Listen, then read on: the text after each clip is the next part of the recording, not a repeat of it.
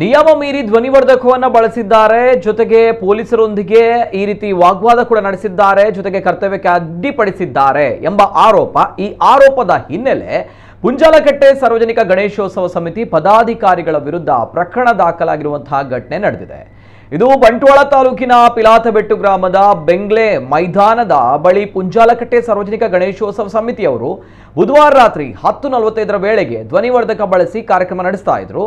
ಇದನ್ನು ಗಮನಿಸಿದ ಪುಂಜಾಲಕಟ್ಟೆ ಠಾಣೆಯ PSI ಧ್ವನಿವರ್ಧಕ ಬಳಕೆಯ ಬಗ್ಗೆ ಜಾರಿಯಲ್ಲಿರುವಂತಹ ಕಾನೂನು ಪಾಲಿಸುವಂತೆ ಮತ್ತು ಧ್ವನಿವರ್ಧಕ ಸ್ಥಗಿತಗೊಳಿಸುವಂತೆ ತಿಳಿಸಿದ್ದಾರೆ ಎಂಬ ಮಾಹಿತಿ ಇದೆ.